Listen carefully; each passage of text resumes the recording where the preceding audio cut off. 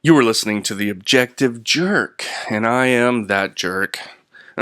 See, that changed it up a little bit. What do you think? All right. Happy Easter. Easter for me was yesterday, but still. Happy Resurrection Day, right? Um, so for so we just did our third year now. We go to the beach. I don't know why we don't go to the beach more often. I'd rather go when it's not as hot. Because the water here is so salty, it's like it's not very cold. Like we were in the water, I was with my wife, and she was like in the warm spots, but I was like in all the cold spots.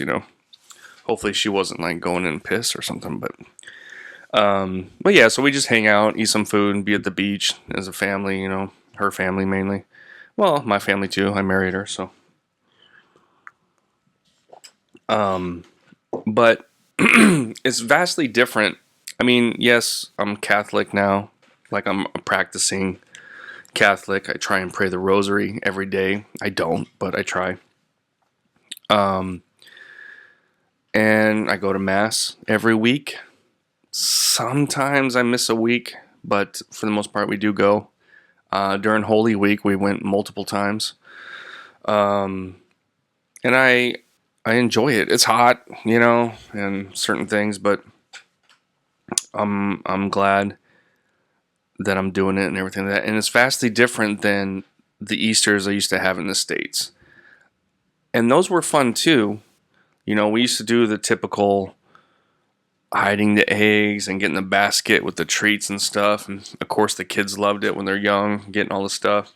And it's cool and it's fun and I have good memories and so do the kids. But I'm glad that it's now more focused on Jesus and his resurrection. My kids are all baptized. They go to mass, but they go well, my two kids go to the school that's connected to it, so they'll go to mass occasionally for school. But basically, we got to take our kids. What I want is my kids to want to go on their own, not because, me or their mom was like, come on, we're going to mass. Sometimes I feel it's a little hypocritical of me because I wasn't like that until way older, you know what I mean? So I'm expecting different things for my kids than but that's the point, right? You're supposed to try and influence and inspire and teach your kids a better way of life, I guess, right? So that's also it with me. So this podcast I'm gonna read an interview, or not an interview, but an article that was on Police One, that was posted on Police One, because I briefly mentioned this, I think on my last podcast, because I did record a podcast talking about this, but it was horrible. I started on Wikipedia, which didn't have not much information, and it was kind of like watered down to not make the bad guy, be as bad, I guess. Because then I read another article and it was like, what? Oh, hold on a second. And it just wasn't very good. And then I didn't have the video and, so I was like, you know what? I want to do a better version of this. So I deleted it all, but I recorded a different podcast, my last one. But so here I am. So I'm just going to read this article.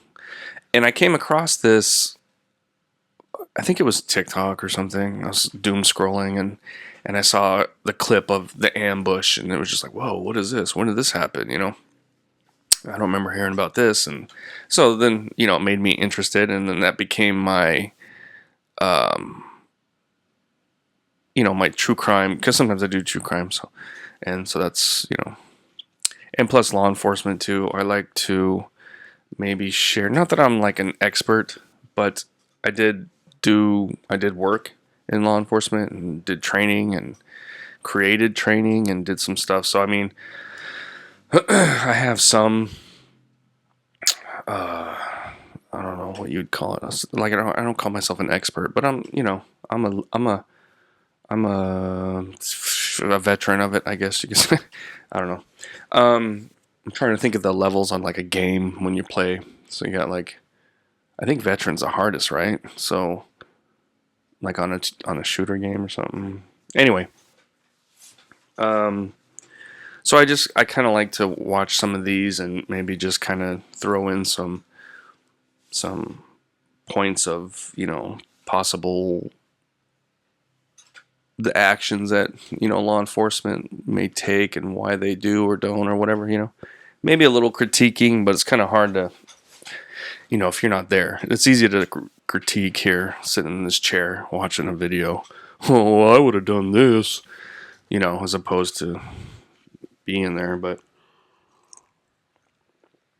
I've been involved in some hairy things in my life, mostly when I was in the Army in Iraq. But anyway, I'm trying to think if there was, I had a couple civilian encounters, but I think they turned out not to be much. I'm trying to think.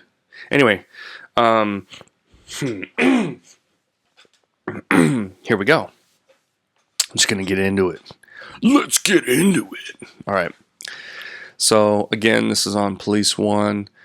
Ambush that killed 2 Connecticut officers in 2022 was targeted act of violence, Inspector General says. Yeah.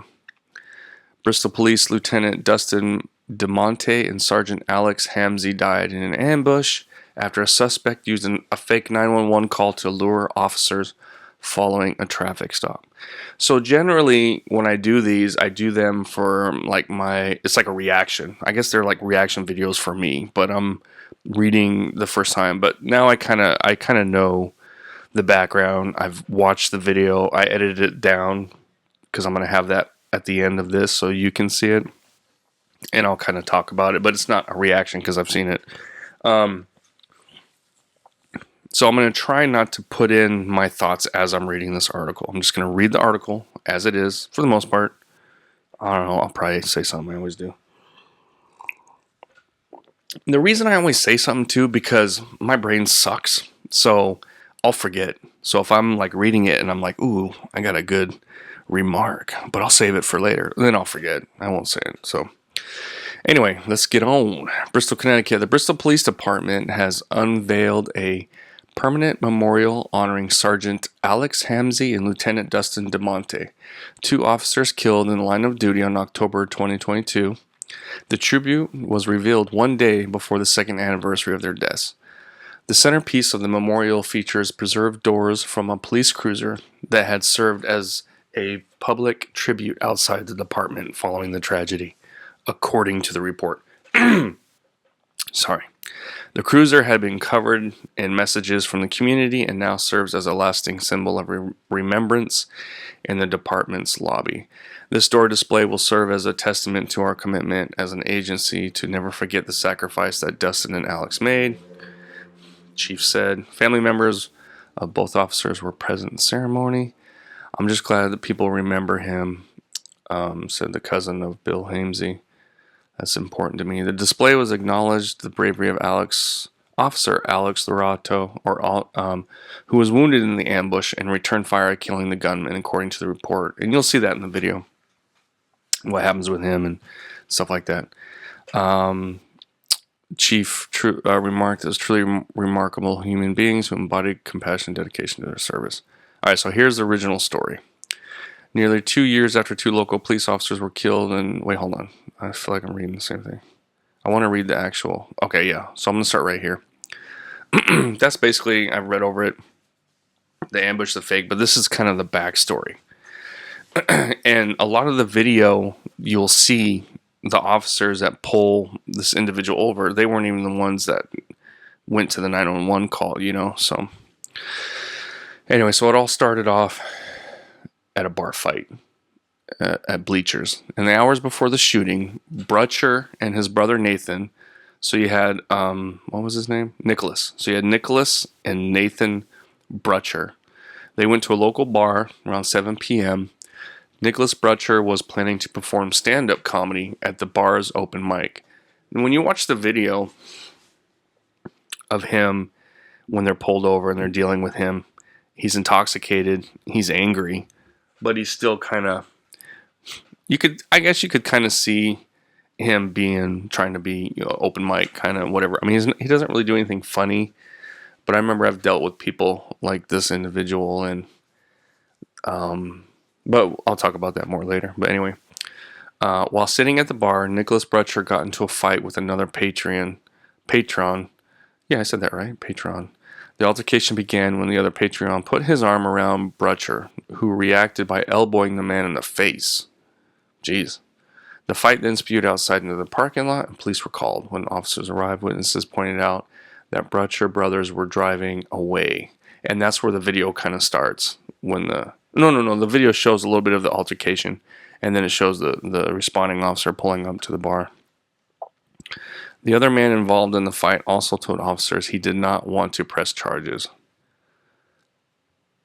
See, that right there might have saved those officers' lives. If he would have pressed charges, then they would have been arrested there at the traffic stop, and none of that would have happened. But, that's life, dude. Shoulda, coulda, woulda. As I'm reading this, I haven't read this article yet. I did skim through and see, okay, it looks like it's got everything.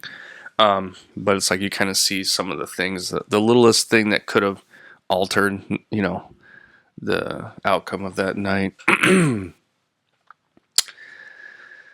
DeMonte and Hamzi and Lorado were not among the officers who responded to the bar or the traffic stop, which I said earlier. One of the officers who arrived pulled over the Brutcher brothers' truck as they were leaving. Nathan Brutcher was driving, and both men were quote-unquote highly agitated and making rude remarks to officers on the scene, which you'll see in the video. And I don't show all of it.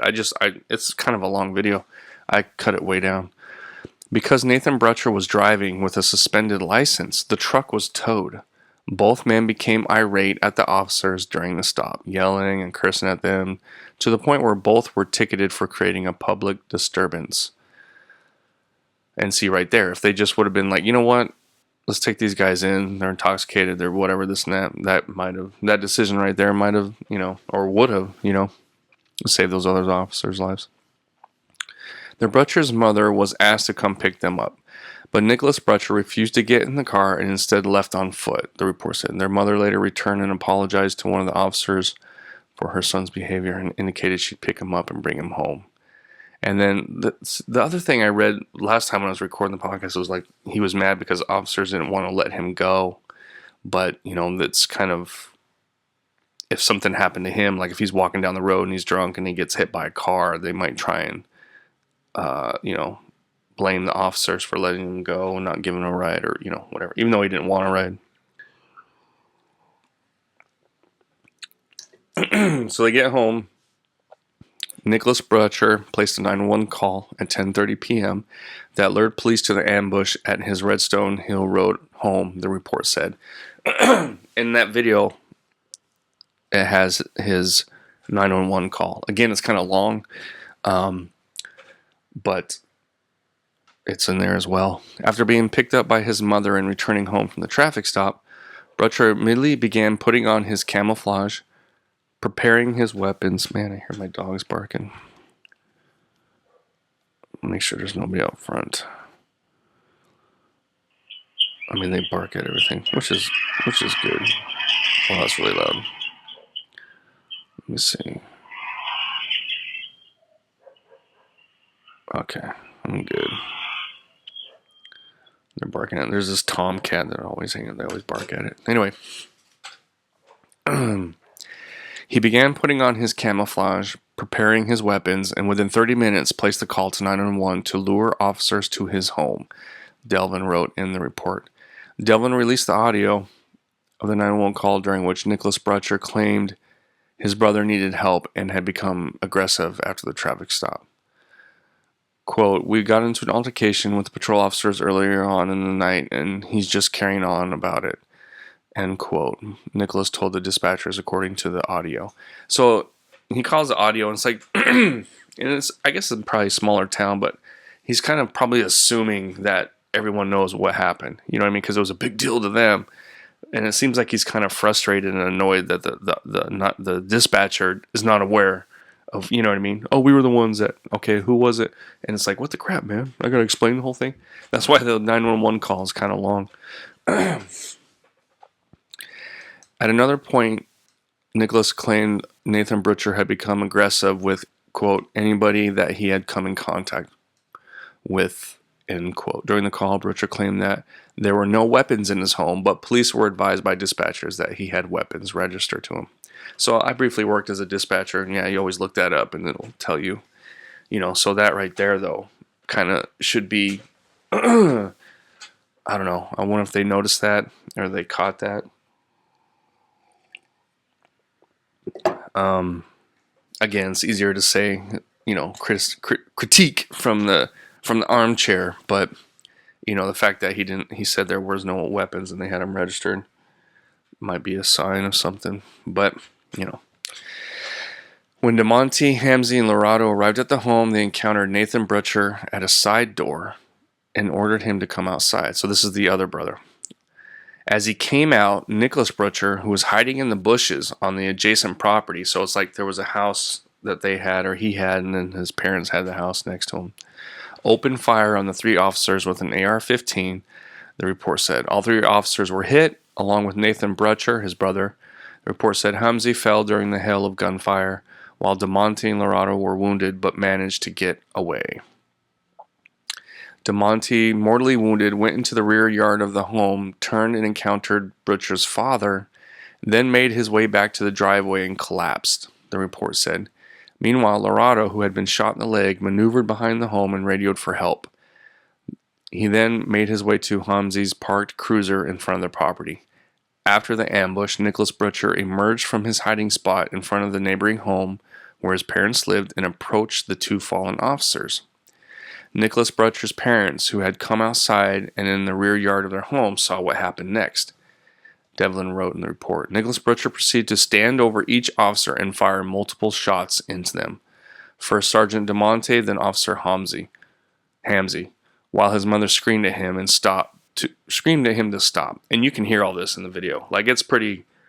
And they didn't. When I first read this on Wikipedia, it didn't say nothing like this. You know what I mean? So he went up and executed, even though maybe they were dying anyway, but he went up and executed him, and he unloaded. You hear the gunshots going on from the body cam of, I want to get his name right, the officer who got hit in the leg and then ran around. So as he's calling in, hold on a second. Oh, I scrolled down. Let's see, after the ambush, where's he at?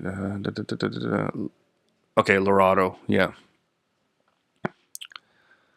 Screamed at him. Butcher's AR-15 stopped firing after he inserted a magazine backward, the report said. He then drew a handgun and continued firing. I mean, it's a lot, dude. He's just unloading on them. Straight up execution. And that kind of bothers me. Like,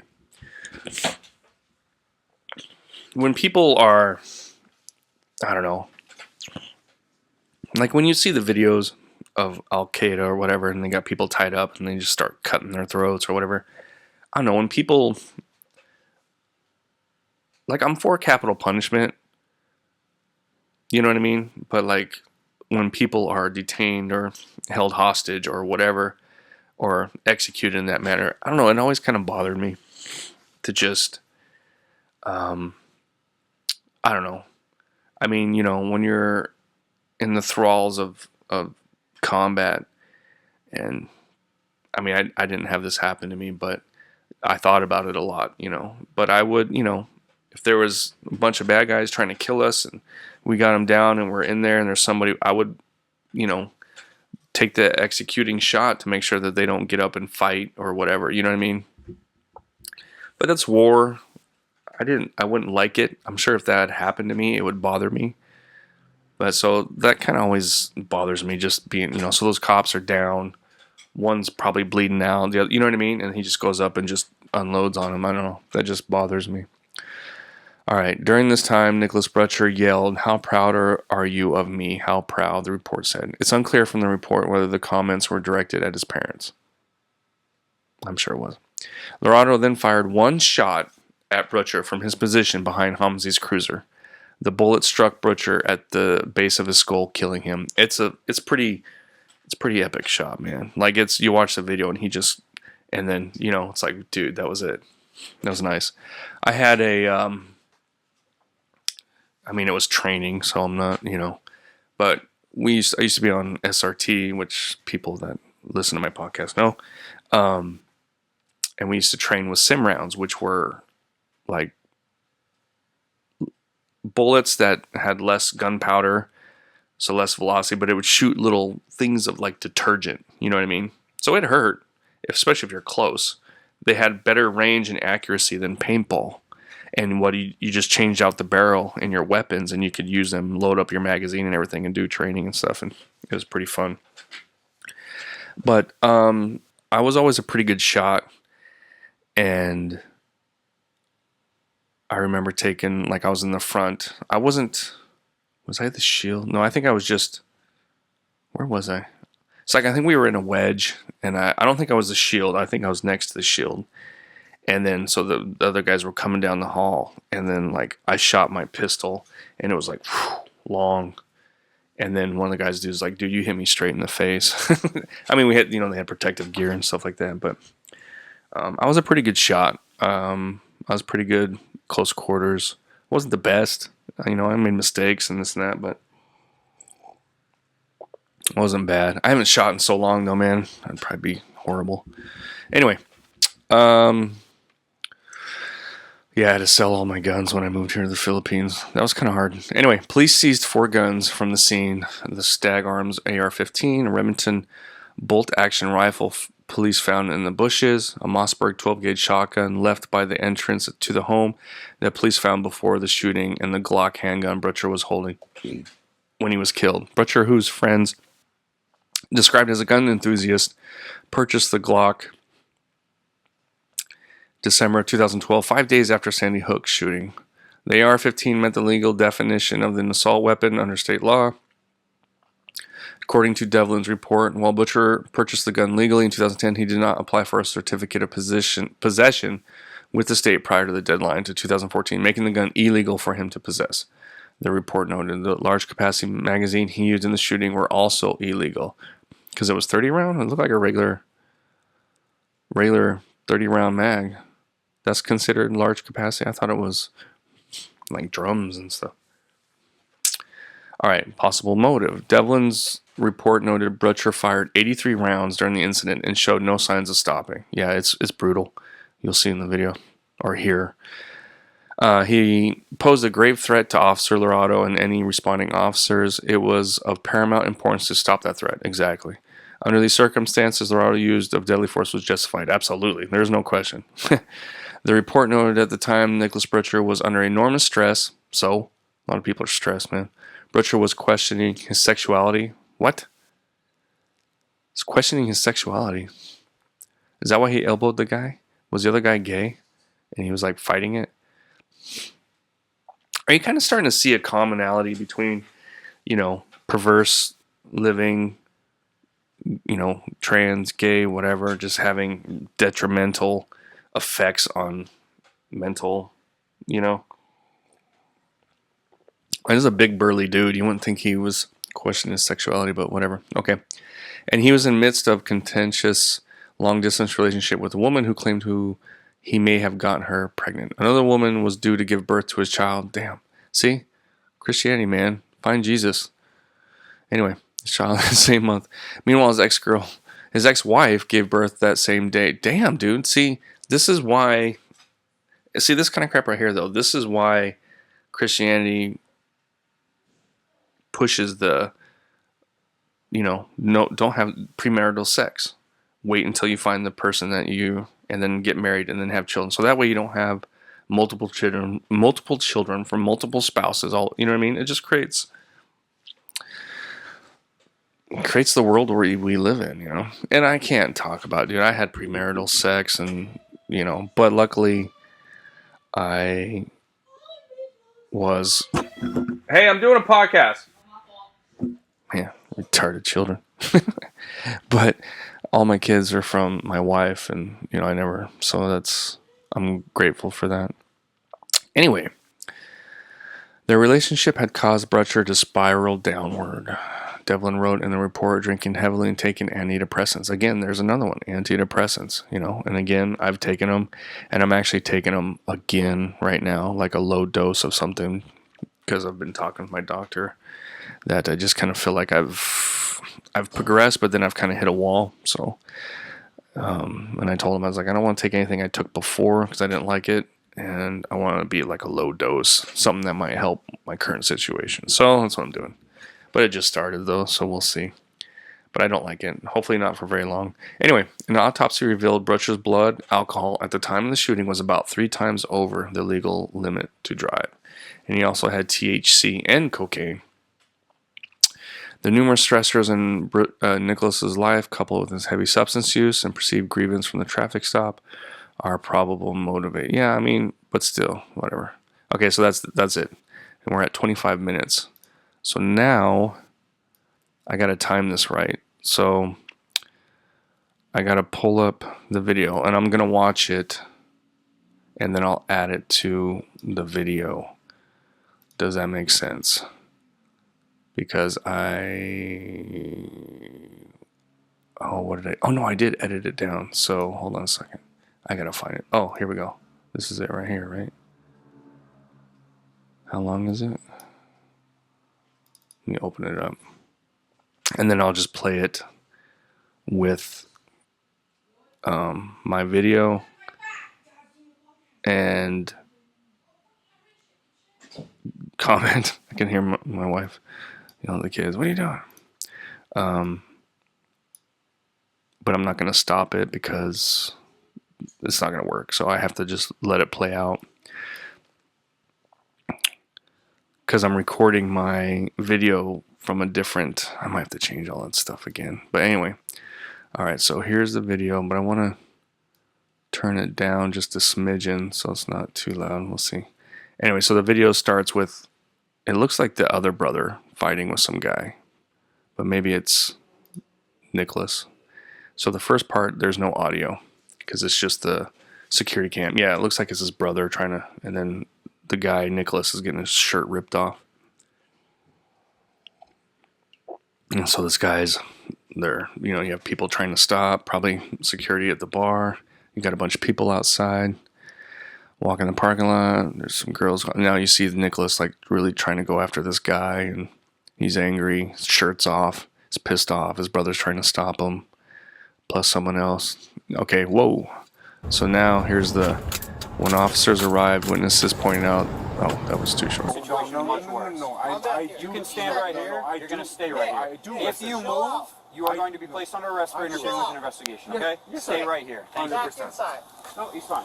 Chill out, Nick. They let fucking 5'7" motherfuckers. See here, he's like talking, oh, these MFers trying to be cops. See, he's trying to be funny and not be... What do you do?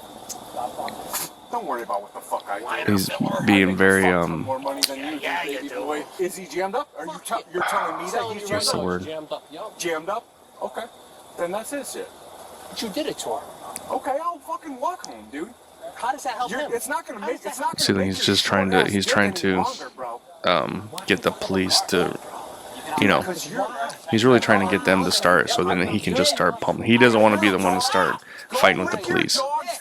Oh, but right there, the cop pushed him down.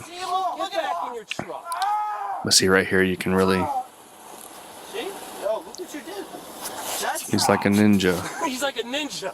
He is. Nick, he's like a ninja. Nah, fuck you, dude. Passenger seat. Dude. You're shot, bro. I love it. You're having a good night, dude. I'm sorry. I did have a good night. See, dude, he's right there. Very passive-aggressive, acting like it's no big deal, this, that, and then he just basically threatens the cop. The way he's acting and everything, I don't know, it's hard to say. Why are you so close to me? I'm just standing. Like, I don't know. It's kind of hard to say. What is it, fucking COVID rules still? We can't talk? It's hard to say, like, if... Some people say, like, why didn't they bring him in? Because he's obviously kind of angry, and...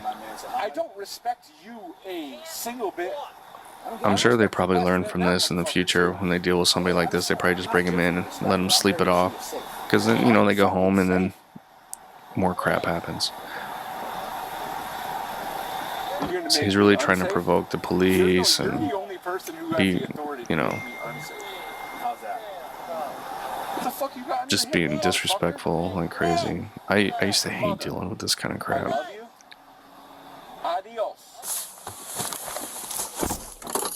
Okay. Skytop Motors towed vehicle Nicholas Butcher. We knew that. The driver tells him that there was a 48 hold on the truck. Nicholas Butcher then responds, no, there isn't. And then he would see him in the morning. So it was like his work truck. Hey man, I gotta come pick this car up for me. Yeah, there's a 48-hour hold on it. After being picked up by his mother and returning home from the traffic stop, Butcher immediately began putting on his camouflage, preparing his weapons, and in 30 minutes placed the call to 911, which I already read all this stuff, so. Bristol 911, what's the address of the emergency? It is 310. 310 Redstone Hill Road. Your officers had an altercation with a man earlier tonight, and I don't know if he's good. Yeah, I did. Okay, what's the emergency at 310 Redstone Hill Road? I don't know. It's just not. It's not good. Okay. What's your name? Nicholas. Nicholas, what's your last name? It's Brutcher. Okay. You called 911. What's the Yes, emergency at 310 Redstone Hill Road? I don't know if it's necessarily an emergency, but it really does. Okay. We did shift change. I have no idea what you're talking about. You called 911. What is the emergency? Yes, sir. He's really trying to, he doesn't want to make it obvious, I guess. I can't even say if it really is an emergency. I just... All right. Listen, we're He's going really trying to play the part. You guys, okay? He was a pretty good bullshitter. bullshitter actor. All right, thank you. Okay, here we go. Thank you. Here, right now. Immediately.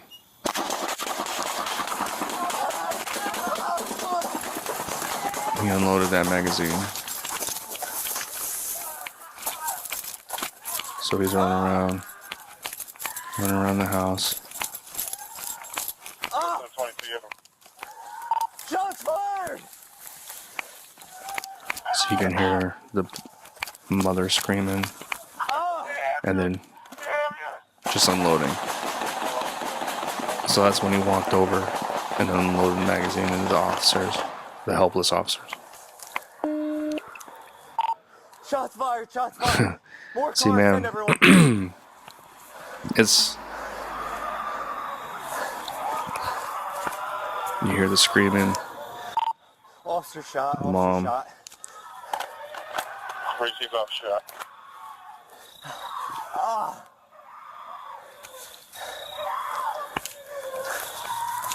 So then the guy's hobbling, trying to get to the car. Now he's starting to feel it. Adrenaline. Checks his leg. I'm kind of narrating this so I know where to put it in my video and my podcast. Just FYI. Chris, you got the address. 310 Redstone Hill Road. So I'm wondering what he's thinking right now. Oh man, you just hear those shots. You're like, fuck. Look at that. You hear that? Dude. So he's hobbling over to the car. He's looking. He's probably thinking about getting a rifle, but then I think he sees an opportunity.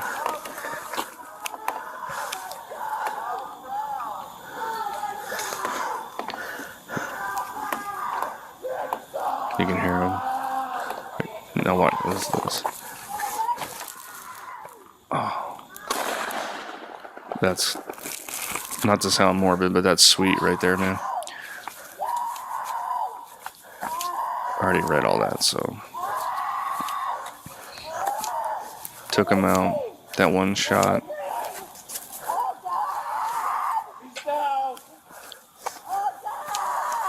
One down. Suspect down. Suspect down. Alright, so there's the aftermath, the photos that blurred out in the body of the shotgun. They got all the numbers for all the different bullet casings. There's all the weapons he had. You can see the magazine there put in upside down. And you see Nicholas in his... Was he military? They never even said. But okay, so that's the end of the video. So So when I see that, what I'm thinking of is like, so in that kind of instance, it's like fight or flight, right? He had no idea where the shots were coming from, other than maybe they were to his left or behind him. So, and I'm talking about the officer that survived.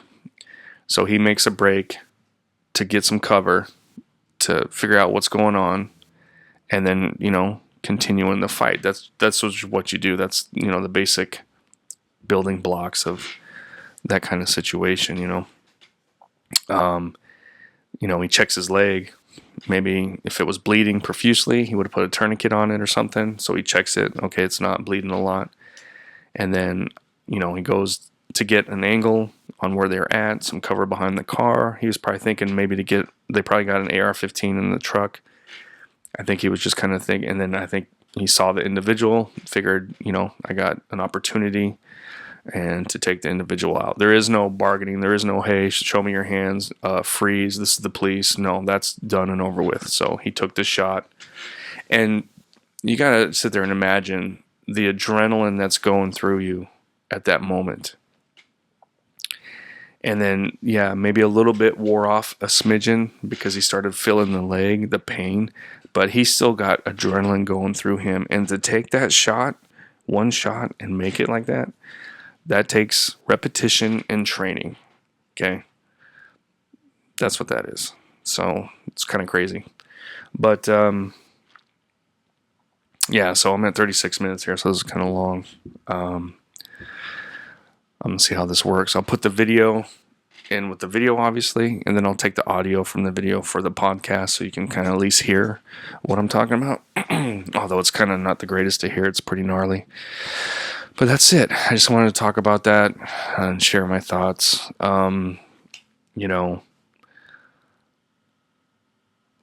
Could the officers that responded to the domestic, they teach you to take a second. They teach you not to park right next to the house that you're going to, which they kind of did.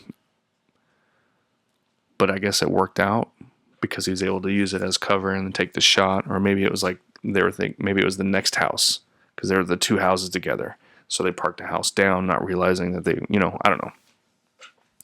But generally they teach you to park a little further away and they kind of approach a little quiet and listen, see what's going on, yelling, fighting, this and that. And then, but the thing is that the only thing I'm going to critique is the three individuals just went right up there to the front door. You know what I mean? Didn't really need to, I think that just kind of, that's, what do you call it? When you just kind of get bored, you get tired of doing things, you kind of lose, God, I can't think of the word, but, you kind of lose your edge, I guess.